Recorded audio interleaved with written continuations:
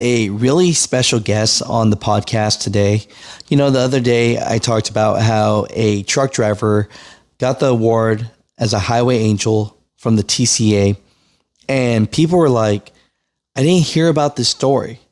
And the truth is, it actually happened, it looks like a few months ago, and they kept it under wraps because they wanted to make sure that the truck driver was okay. Now, from that, that's why they have released the story now. The truck driver actually reached out to me and wanted to be on the show. I asked him if it was okay, and he actually said that he wanted to make awareness of this and he does not live in fear. And he actually created a YouTube channel to talk about this awareness. And so make sure you guys follow him at Trucking with Mike. You know, 100% did not do this for the clout. He did this because he wanted to spread awareness, and, you know, can't believe he saved the lives of 15 children. 15. Let's get into today's podcast. All right, guys. So, if you're wondering why there's flashing lights in front of me right now, or what's going on, I parked at a rest area. I'm in New Mexico. I was going to lay down and take a nap. This guy and this girl pull up in this pickup truck. Okay. And, they got, I don't know if you can see the pickup truck with the flashing lights. It's kind of hard. So, this is a real serious thing. I'm just doing my due diligence. I'm a father. Okay, and so what happened was they opened up the back of this cage, this padlock type thing. Hold on, I'll be back. The cops call. Yo, what's going on, man? Man, looking good with that beard, bro. Yeah, it's getting out there. It's getting out there. Yeah. Yeah, you know, man, I just want to say I really appreciate you, brother. Absolutely, bro. I mean, that was so crazy. Like for people that are going to be watching this show when we upload it today, it's one of those things where there were people like, Alex, why are you lying? I can't see an article about this or news. And I thought about that. I go, nothing against anybody, but when there's something small that happens, I mean, it hits the main street media. I mean, Fox, CNN. I'm talking about everybody's talking about it. Right. We're talking about a situation with kids. We're talking about cages, and there's no media talking about this besides the TCA. Luckily, they picked up the story. You know, we don't want to give up too much information about your background and things like that, you know, just to keep you safe and where you live and stuff like that. But that's why. Okay, so when it happened and I pulled and we caught up to him, the police, after they spoke to me, they told me to leave the scene immediately.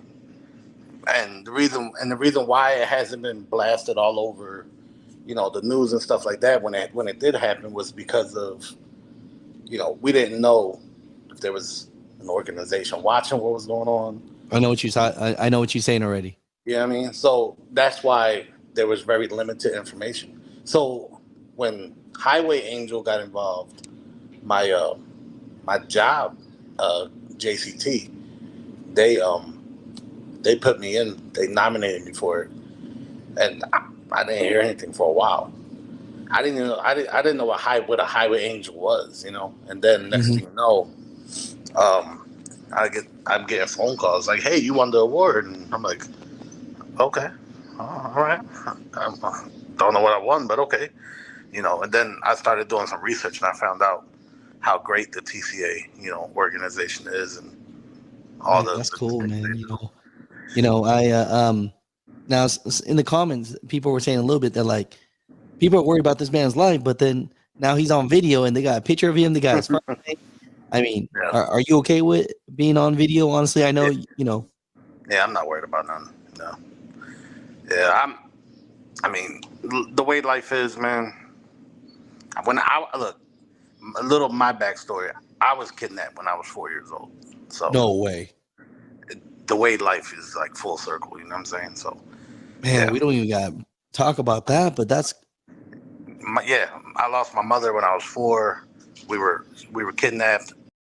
They murdered my mother in front of me, and then, You know what I'm saying? So for me to be able to prevent, kids being Mm. whatever, because like when this happened, every inkling in my body was telling me, you know, something's wrong with the situation.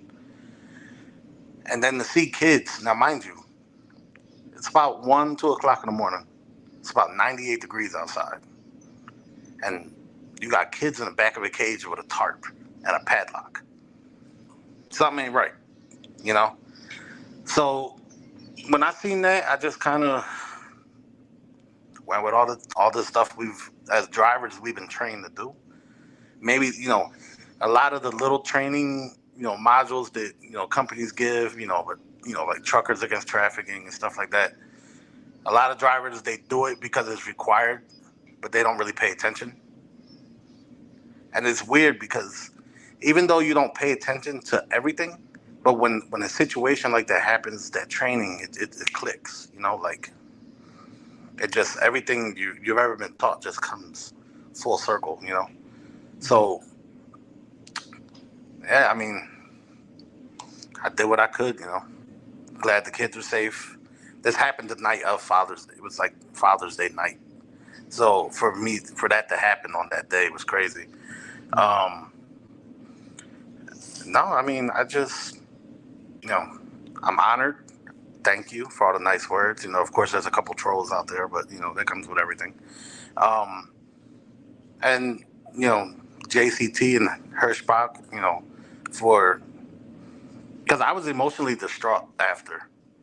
When I left the scene, I went to the next rest area in the next state, and I pulled over, and I just had a mental breakdown. So, because I got little ones of my own. I got a 3-year-old, I got a 5-year-old, I have a 1-year-old granddaughter, and I got a 1 year granddaughter, man. You look like you 21 years old. man. We gotta leave that one alone. In the article it said, that you thought you saw like 3 or 4 kids, and then Yeah, they didn't really give a number, but was it more than 10? Because they made it sound like it was like a lot. yeah, it was about 15, I would say. Yeah, because like there was kids. So that cage. If I don't know if you went to my YouTube channel, because I do YouTube for JCT, and in the video I actually catch a picture of the truck. So the truck, it was a Toyota Tacoma, and I've never seen it. It had like off-roading tires. It was really weird. And every time they hit the brake, they had like them flickering like brake lights, and that's what really caught my attention. Then when they raised the tarp and they opened, the lady came out and took a padlock off. I'm thinking she got like some kind of animal back there or something, and she brings out 3 or 4 kids, and she forces them into the bathroom. And then this guy that was in the truck with her, 98 degrees, they're Mm. comfortably inside the cab, and all these kids are in the back. So I pretended like I was throwing something away, grabbed something out the trash, and walked in front of their truck because I couldn't see their because like they spray painted their well, it looked like they spray painted their license plate. Um, I throw something in the trash, and as I'm on the phone with the dispatcher with my headset on, I turn and look, and I'm reading off their plate to the dispatcher, and then I put my phone on like a magnet on like the magnetic things on the dashboard, and my backlight came on, and they saw it. And when they saw that, they took off. Mm. So my first instinct was, because they were trying to get people out, they were trying to get the cops out there, but it's so scattered out there that you know there was nothing around. So I follow. At this point my adrenaline's pumping, and I got really good eyes, and I do mostly night driving anyway. So I'm looking down the highway, 2 or 3 miles down the highway, giving out mile markers, looking at my GPS at the same time, trying to keep track of exactly where we are. And sure enough, trooper turned around the highway, came from the other side and pulled them over. And it was like a movie scene after that, man. I mean, when I said the cops came out of everywhere, I mean, literally, they were coming out of the middle of the desert. Like, How many cops came out, you think? man, the whole highway was shut down. Like, I was surrounded. It was nuts. You know, Man, that's crazy. and I stayed about about a good 50 to 100 feet back because they had him at gunpoint and all that stuff like that. So Man, um, it's just crazy, bro. I mean, yeah, for real. it was nuts that night, man. And but like I said, man, it was about the kids. It was about saving them kids. When I saw that, when I saw the little girl that they pulled out, it was weird, man. The way things happened because it was like me and her locked eyes, and